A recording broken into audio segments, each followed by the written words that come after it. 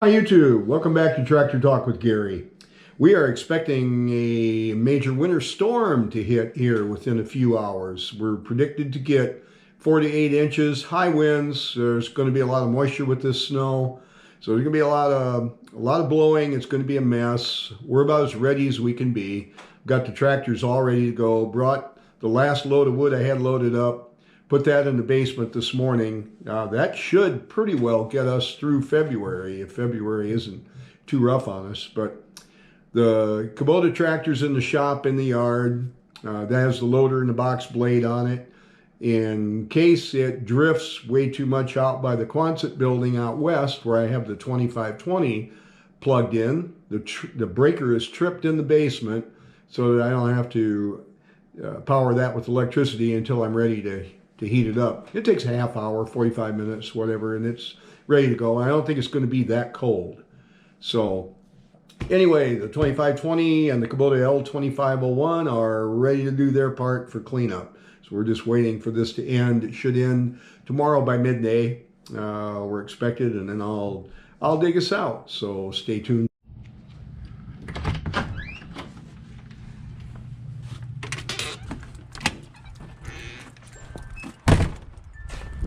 And here we have it, Snowmagedon, January 31st, 2021. There goes the snowplow by.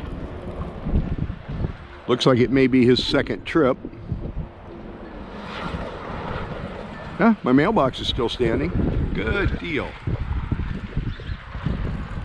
And the race is on. We're gonna go get the Kubota L2501 out of the shop. I keep it in here because I was afraid of some drifting out in front of my Quonset building, which is way out west. Out there is where I keep the 2520 because it won't begin to go in this building. It's way too tall and way too big. This building was built back in the horse and buggy times practically.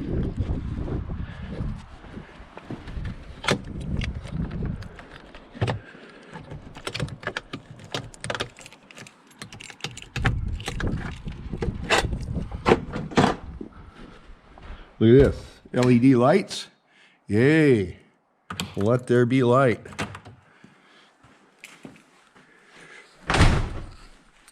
And here we have the Kubota L2501 all ready to rock and roll. We already checked the oil in it and everything. It's got the box scraper on the back. Does a really good job of cleanup. Thing is, I use the 2520 because it has a cab and heat, and it's a lot bigger tractor. It moves a lot more snow, a lot faster, much bigger and heavier. Although there is nothing wrong with the job that this one does, absolutely. It is phenomenal the job this little tractor can do.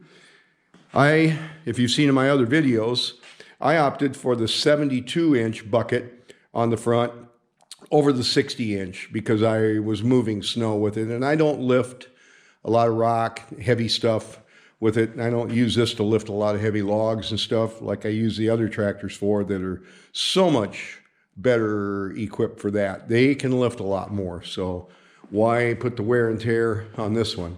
This one, for what I got it for, I'm very, very happy with it. It is the gear drive, so I have to contend with the shifter. These are an economy tractor. If you compare them to like the John Deeres, the Mahindras and stuff, where they have all the cable controls instead of direct linkage like the old style tractors have. These may be a little bit more primitive to operate. They're very simple to maintain. Watching a video earlier this morning, this is something that I'm going to do a review on this after a fashion here and tell the things that I like and maybe some things that I don't really have any dislikes, some things I wish might be a little bit different. But like I said, this is an economy tractor. You get what you pay for. If you step up into the Grand L60 Kubotas, that's a whole different ball game. from what this is. A lot more technologically advanced. This is just a basic tractor, and it fulfills my needs just spectacularly. Well, let's get out there and see what the drifts are like. We'll plow out to the 2520 and we'll get that one fired up.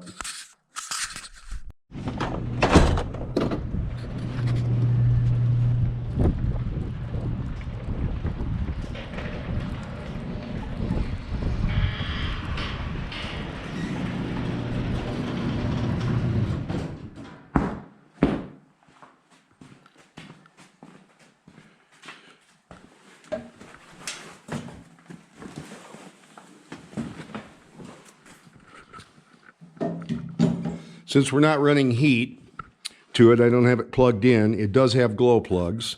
So we're going to fire up with the glow plug. The little indicator comes on. Going to give it almost 10 seconds. And what I do if it's cold is I bump the starter just a little bit like this. And that sucks warm air into the cylinder to help it start.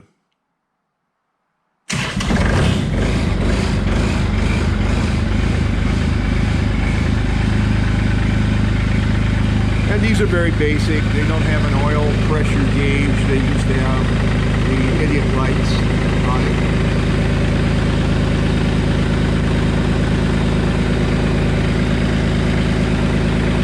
We'll give it just a short time here. Warm up just a little bit before I move it.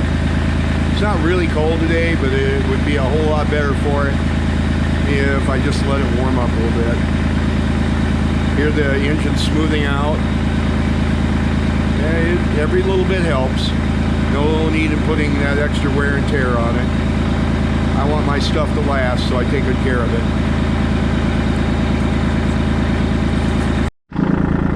Okay, loader in float position. Box blade down. Let's gear up.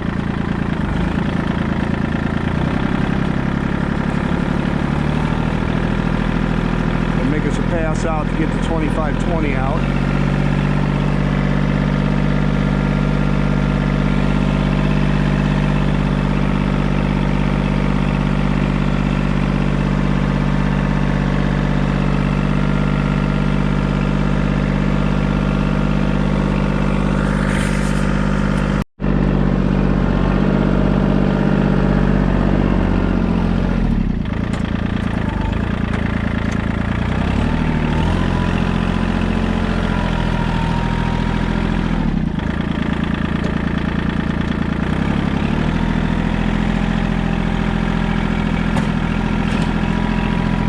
Position.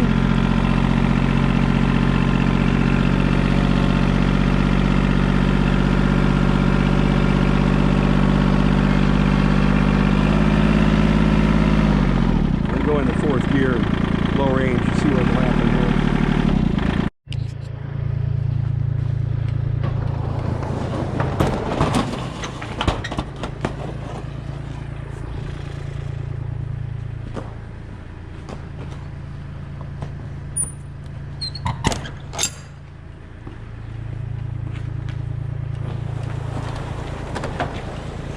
I'm replacing these roll-by doors with an overhead door, and because of COVID, you can't get the door for months. So we're on a waiting list to get it. This is a 2520. It's been plugged in for about an hour. It's nice and warm.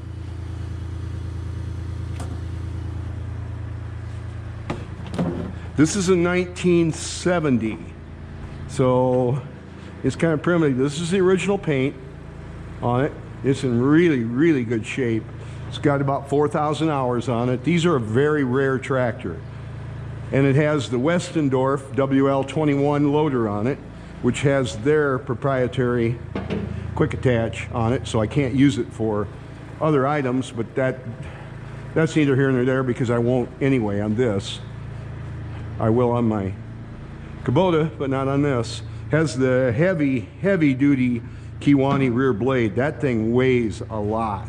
It's really heavy just for ballast, but it really cuts. Got a good cutting edge on it. And oh, it's full of snow. I always carry a chain with it in case I would need that for an emergency. And let's go ahead and fire it up and let it warm up just a tad bit here. I've already checked the oil in it. The oil is fine. It does have a little, what they call, the old mechanics call it cold weather slobber. Where it kind of bleeds in a few places. It loses a little bit of oil, a little bit of fuel, but this does not have glow plugs.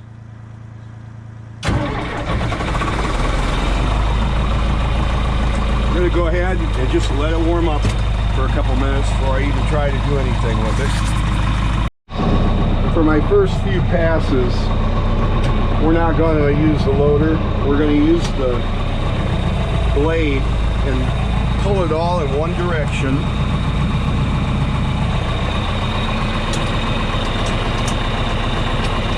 We're going to go in 5th gear.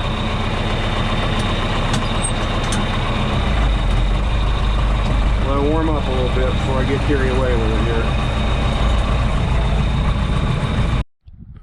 This is a good time while I've got both of these tractors out here to do a little side-by-side comparison of the difference in size. The 2520, according to the book, is about 56 horsepower. Of course, the 2501 Kubota L2501 is 25. Look at the difference in the height of the tires. Difference in the width of the blades I'm using on them. This is an 8-foot. This is a 60-inch. 5-foot. Substantial difference. Substantial difference in the height of them.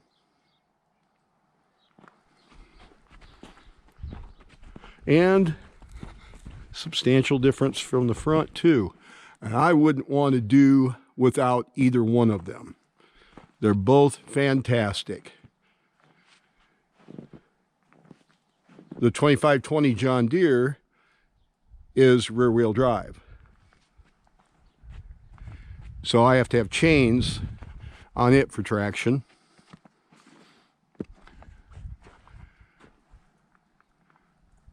Where the Kubota L2501 is front wheel assist. They call it 4-wheel drive, but it's front wheel assist. We'll get into that in another video. I do not need chains on this. This gets around fine. Either one, if I happen to get stuck in snow, I can push out with the bucket. Never been in that situation with the Kubota. Never been in that situation with the 2520 yet. I've come close a couple times, but with the chains on, you watch what you're doing, get along just fine. The heated cab was sure nice today. I had to turn it down on low. It was getting to be a bit much. Right now I'm in the process of cleaning them both up before I put them away. I don't want to have snow all over them, dripping in the shop on the concrete and dripping in here in the Quonset building on the floor. So we're pretty much done. I've got a little bit more to do with the Kubota. Like I said, it is a cleanup tool. The one thing where the Kubota shines, well, it shines in a couple areas. The loader valve on the Kubotas is pretty deluxe. You know, all the tractors I've run with loaders on them, with the hydraulic loaders, this valve functions the most smoothly of anything I've ever run. When you get down in your corner positions, when you're curling and lifting or curling and dumping, there's no comparison. I mean, I don't know, I would have thought the valves are all manufactured by the same company, but evidently not. Seems to be more of a deluxe valve, even with the Westendorf loader. They're a really good loader, really good loader. And the functions on that do not work as good as they do on the Kubota. And my finished product with the 2520 John Deere does not look as nice as it does with the Kubota. It just simply doesn't do as neat of a job. The Kubota looks a lot more professional when you're done, like you hired it done by professionals. But anyway, thanks for watching, and we'll see you on the next video.